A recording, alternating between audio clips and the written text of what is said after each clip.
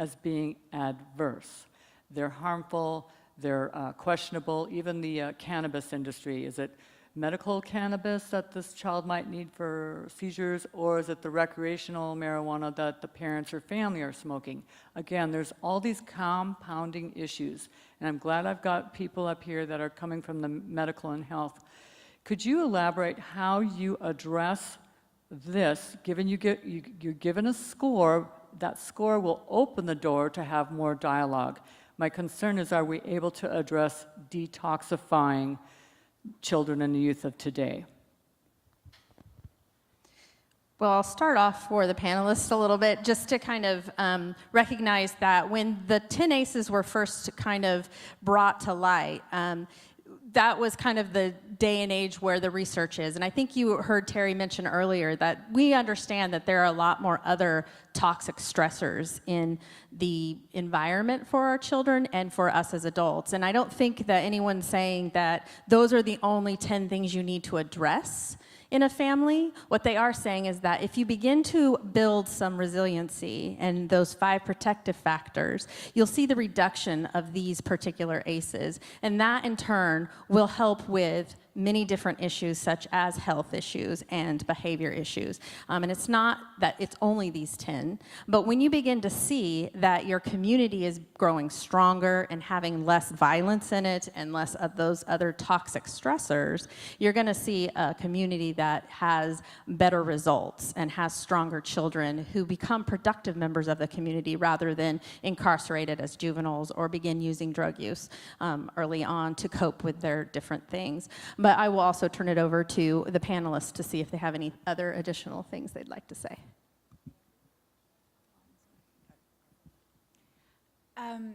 One of the great challenges in healthcare and in public health is that there's never enough. There are never enough people, there's never enough money, there's never enough time, and there are millions of challenges that we potentially face. So if we're going to use our very valuable resources, our time, our energy, our money, our focus, then it makes sense to target the things that have the strongest evidence for change. And so when we look at these particular ACEs, these have very strong evidence for poor health outcomes related to them, as well as an ability to intervene and change those outcomes. And so we in the public health field, and that's true whether we actually are employed by public health or whether we work in the public health field in a broader sense, have to focus our very limited resources on the things that have the highest potential for impact. So we start with the big harms and the big changes, and when we solve those, we open the door to address other things that fall on that same spectrum. I think it's some about giving patients, like Candy's saying, who we know have these adverse experiences and we know have research linked to poor health outcomes, and giving them a platform that they haven't necessarily had before. And lots of things come from empowering somebody to tell their story and empowering somebody that they can move on and they can do better and they can do well with their life. And then they can go and address things like heavy metals and all of the other things that we're bombarded with on a daily basis.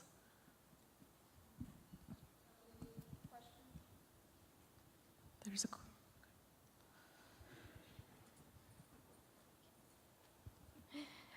Just a quick question. These are all very relevant things that we're addressing. I work for the Regional Center and individuals with developmental disabilities. So are the clinicians and supports that are in place able to address those concerns in a different population that are struggling with other things, such as developmental disabilities? Well, I think, do any of you have a response to that? If I understood the question correctly, is the healthcare system equipped to help people who have disabilities? Is that physical and mental disabilities or?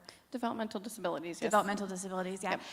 So I'm going to give kind of a cop-out answer, which is that many times we look at doctors in the healthcare system as the solution to everything, and we are, quite honestly, often the most expensive, least effective endpoint Band-Aid to put on something.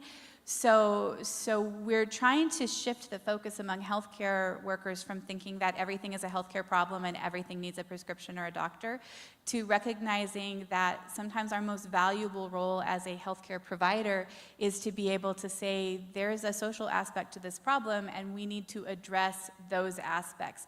There's no prescription for a developmentally disabled person who grows up in an abusive environment that actually fixes that problem, but there are a lot of very beneficial social support services that can help make an impact in that person's life, and we've done this wrong for decades. We've thought that doctors and providers were the answer to everything, and we're learning now that our job is actually to recognize that those things are part of your health and to help steer you to the right non-healthcare person to take care of that, because doctors don't do it well. And I think that I talked a little bit earlier about kind of the team approach to care, and that the patient's in the center of that, and then we try to wrap as many people as we can around that, because I think often it's very important to get out to these patients' homes or wherever they're living, wherever they lay their head at night, and it's expensive to send us out there, and you don't need us out there. You need someone who's really trained in observation of the social determinants of health, really. Right, let me clarify just a smidge. What I was asking is, when you have a client of the regional center with a developmental disability come in and see you, and they also have 10 ACEs, are you able to discern where addressing those ACEs is going to be really helpful, or if it's more the developmental disability? Does that make more sense? Yeah. So at Hill Country, we have a couple of psychologists who have some pretty good tools that they can use to help kind of decipher that out. Is it 100%? I don't think so. I don't know enough about it, I would have to say. But I think that there are tools out there to be able to decipher, how much of this is ACEs related versus how much of it is actual developmental disability related. And Melissa, who's a director at Far Northern Regional Center, is also on our collaborative. So she brings some of these things to our attention as well, to make sure that we're examining and looking at how, as a community, we can better support those with developmental disabilities. And I would also point to some of Dr. Nadine Burke-Harris's work, who was in this film, and how she's really tried to discern some of that in her work around, especially some of the, not necessarily developmental delays, but definitely ADHD and it being overly, prescribed for kids based on their real environmental issues that are going on. Did we have any other questions? Hi. Ooh. Sorry about that. I'm Kathleen. I know you, Terry. I know your son. I performed with him in You're a Good Man, Charlie Brown. I was Lucy. I don't know if you remember me. I'm not used to talking into a microphone, so I apologize. But my question is more from a holistic standpoint. As a Native American, my question is there anything being done in regards to ACEs that addresses this particular population of people within our community? I don't know if you guys know, based on historical incidences, our tribal people are very isolated and they have difficulties accessing various resources. So I'm wondering if anything is being done in that realm from a clinical, public health, educational standpoint. So I'll let Terry talk too, but I think one of the things I can say is I love that you brought that up, because epigenetics is a piece of this research. Yes. And it talks about historical trauma and how that actually affects future generations without us having realized it in the past, that really what has happened to our ancestors sometimes does lead us down paths of anxiety more frequently Absolutely. than those who didn't have that happen. And I definitely think that Shasta County has some work to do for the tribal communities, but I think there is some work doing, and I think Terry wants to talk a little bit about it. Well, I just want to talk about a superstar at Public Health, because he's relatively new to our staff, but that's Jonathan Friedman. And if you know Jonathan, this is his passion. He's one of our ACE interface trainers. I've learned so much from him about historical trauma and the story of Shasta County that I didn't know. And I'm not sure if we have it on the website yet, but it will be Alex to do by end of day Monday. Thank you, Alex, our coordinator for the collaborative. There's a new diagram that I really love, and we keep talking about it daily at Public Health. It's called a pair of ACEs.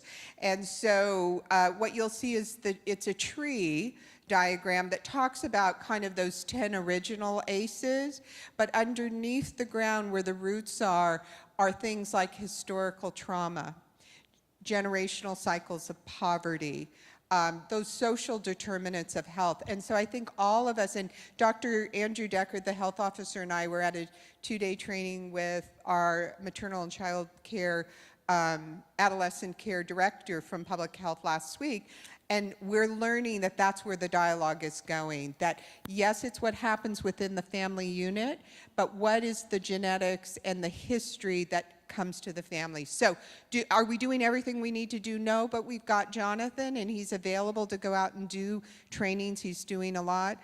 I'll also say that we were really pleased that at their all-staff meeting 2 weeks ago, the Rancheria invited Jonathan and myself to come and do a little teaser, and I'm hoping that some of folks in that audience are at the movie tonight, and we've gotten an invitation to come and talk to their tribal council. So we need to know more how to reach communities with this message, everyone and anyone. So please let us know through the website. I'm a lead presenter at One Safe Place through the Prevention Ed Department, and I'm going to be acting as liaison with Intertribal Council, One Great. Safe Place. So my next question is, if I wanted to become trained as a presenter on ACEs, what would that process look like? So, great question. Again, go to Shasta Families ShastaStrongFamilies.org. Go to that website. It'll have a link for you to talk about, and it'll talk about how you might be able to do that in the future when we're getting ready to do some more trainings around interface trainings. And Angela, who is the director Yes. at One Safe Place, she also sits on our collaborative. So she's amazing, and we're very appreciative of her. I wanted to make sure that we had an opportunity for someone to talk a little bit about what's going on in Humboldt County around this, because sometimes we need ideas from other counties and other areas, but I also think we have to go to the tribal members themselves to find out what is it that they think will be helpful and most effective in their arena around these issues. But I want to hear about what's happening in Humboldt. Well, I was going to say, if you're looking for local contacts and resources, Humboldt County has, I believe, 2 different programs that are ACE-based programs that are run out of their tribal communities. One is based, I want to say, out of the school at Hoopa, and the other is a criminal justice tribal program that's actually running in the northern part of Humboldt County. And if you're interested for contacts, because I was just at a presentation that they were giving about the work they were doing and the outcomes they were having, and I can hook you up with those contacts later if you're interested in them. All right, I think we had a question right here up front. She's a coming. Thank you, Alex. Hi. She was smart. So my question is, have you ever heard of this use of the ACEs test? I want to be free of hatred of everybody who's ever violated my body and all the things that have happened. I haven't had a PTSD attack in 2018, and that means I had them for 57 years. So anyway, so here's how I'm using the ACEs thing. I'm using the ACEs to think what happened to them. What were their ACEs scores? You know, because the more I know about those, and so I do their ACEs scores. They were born innocent children, and so I do their ACEs scores. And when you do the ACEs scores of someone who's violated you, and if you know their grandparents and you do their ACEs scores, it just for me anyway, it just makes it go away. That's so powerful. Thank you for sharing that. I think it's true, and I think you heard in the movie, you know, we've been beginning to say this in the ACEs interface training, definitely because Dr. Anda and Laura Porter have said it so many times, so we've also heard this. But it's really changing our language in our community, as well as you being educated about this, but it's not what's wrong with you. It isn't what is your problem. It's what happened. Why is this, you know, happening for you? What happened to you in the past that is making, you know, you feel the way you need to feel today? So that's exactly perfect. Thank you very much. Any other questions? Okay, we have one back here. Hi. So my question was more around the teen community. I happen to have a child that has some high ACE scores and some mental health stuff, and I know that we've got our Anderson Teen Center and stuff, but as far as Reading goes, we really don't have a lot of supports for our teens. And what are you guys, like with the ACEs, what is the plan for that? I heard something about CHIBA, and there was a couple other things that I kind of heard through this, but I'm just wondering, like, what are some of the ways that we're helping our teens with the ACEs? Judy, do you want to field that a little bit? Or Kelly? Or? Sorry. Yeah. Just a second, Kelly, we're getting you a microphone. That work is just beginning, so to be continued, but it is a high need, and we are aware of it, and more to come. And I know that Tracy Neal, who is the chief of probation, is working on some programs as well, because she really doesn't want to see a ton of youth in her facility. So I know there's some programs. But Cindy, do you have anything that you'd like to add working for CHIBA? And when she runs the microphone over, I'm just going to add that we learned when Dr. Anda and Laura Porter were here that they're creating a curriculum for 9th graders. The study is about people looking back to their childhood. There's some questions, and we're still trying to learn, are those questions appropriate for kids that are living their trauma now? But Laura Porter and Dr. Anda are really working on a program that could roll out to 9th graders in schools that really focuses on trauma, but really promotes the concept of building resilience. And so as soon as that's available, it's my intent to bring it here in Shasta County and share it with all of our partners and get it far and wide. So, but Cindy. So to answer your question about what's happening at the high schools, CHIBA is a charter high school that serves at-risk youth and young adults that have not been successful in other traditional high school settings. And we're still a little bit in our infancy stage. We're getting ready to graduate our 6th graduating class. But we try to do things differently than they've always been done, because if you do what you always did, you'll get what you always got. And we provide a lot of wraparound services so that the students who are, some of them are adults because of our charter, we're allowed to take students up until their 25th birthday. So their parents and have been incarcerated, big boy jail as well as juvenile hall, and we try to do as much as we can for them on a social level as well. Thank you, Cindy. And Cindy's one of our interface trainers as well, so she wears multiple hats as well as my commission chair. So thank you. Appreciate you.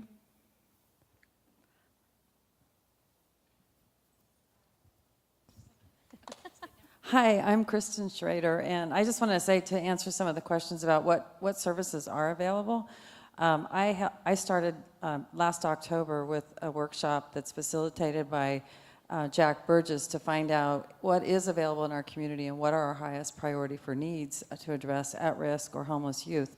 We had over 55 people from wide, diverse community organizations, and I've continued to host meetings once a week. Our next meeting is tomorrow, and there's a lot of groups here I want to give a shout out to that are attending it, including Diana Wagner from Children's Services, CAPSI. And so we are realizing that we don't all know what all the resources are, but we're trying to gather that information. We're trying to work together and identify what the gaps are, so we can look at what we can try and work on to provide. For example, there used to be a drop-in center. We're looking at that. We're looking at Safe Families model for helping youth who are in need of homes. So there is efforts going on in the community, and we don't have a website or anything, but I can, well, if you want information, I can give it to you. Thank you. Thanks for pointing that out. I should have called out your name too. As our mayor of the city of Reading, you are very active in trying to solve some of these issues and create solutions for our kids. So I appreciate that. Oh, question in the back. Hi. Doctors, I just want to thank you for your honesty in saying that sometimes you guys don't have the answer and there are better resources available. Regarding that, do we have a net set up yet, or are we planning to put in place a net for the schools to overlap with the doctors and the doctors to overlap with mental health and so on and so forth, so that we don't have people fall through the net?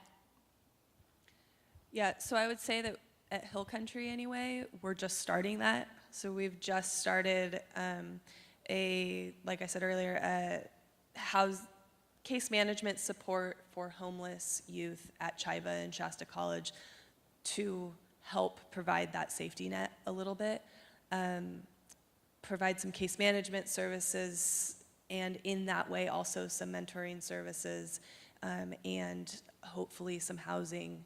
Housing's short in Shasta County, but I think, again, you can't expect somebody to do well in school if they don't have a safe place to lay their head at night. So just at the beginnings of it, stay tuned. I think it'll be really good stuff, but just starting. And I would actually say stay more than tuned, because this is again where we sort of have to recognize our own weaknesses, and these programs are not going to just spontaneously grow within the medical system. It's the combination of the medical system and people like you who get involved and care and help tie in resources and other programs that actually make those things happen. So more than stay tuned, get involved.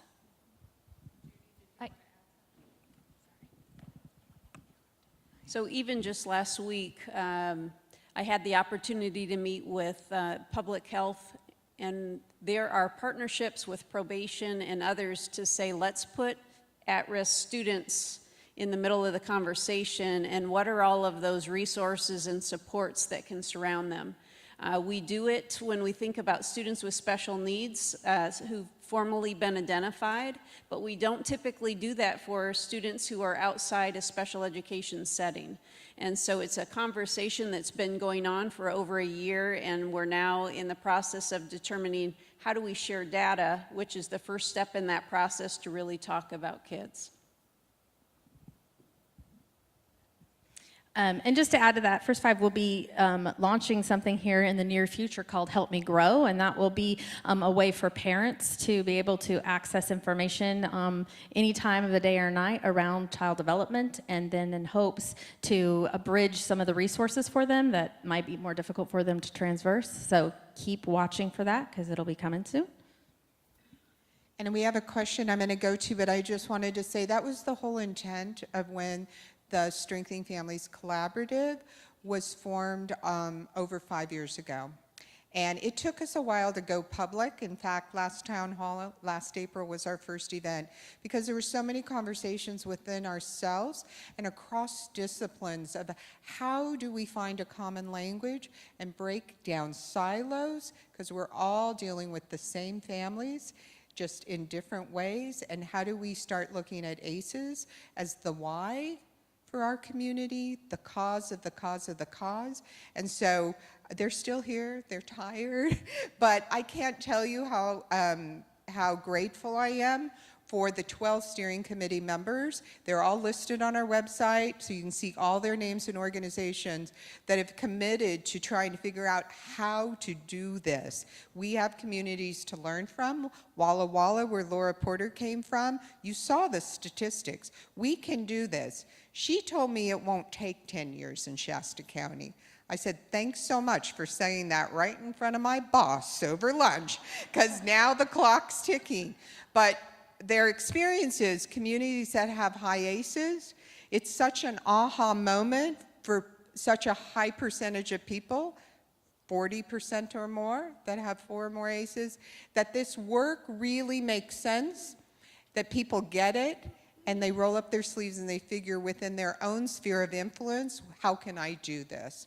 And we don't have all the answers. We're here to present the information and say, we're here to support solutions, so join us in the movement. My name is Mylinda, and I'm with Excel Academy, and we have been trained on ACEs by Kelly, and it absolutely has made a difference to look at the why, not the what. But I'm wondering, Judy, if, we've rolled out trauma-informed practices, and we've seen incredible changes in the children, reaching them right where they're at, and having a new language.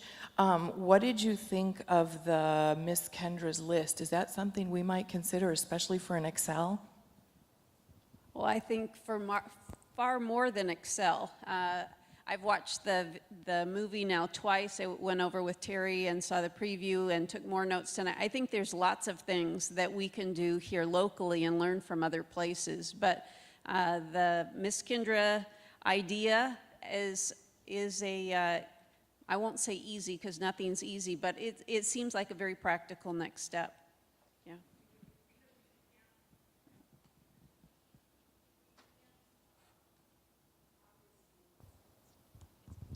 Obviously, we can't discuss with the children their ACE scores, but my population absolutely has high ACE scores, and that's an indirect way, non-threatening way to give them a place and have a voice to tell their story without re-traumatizing them, in my opinion.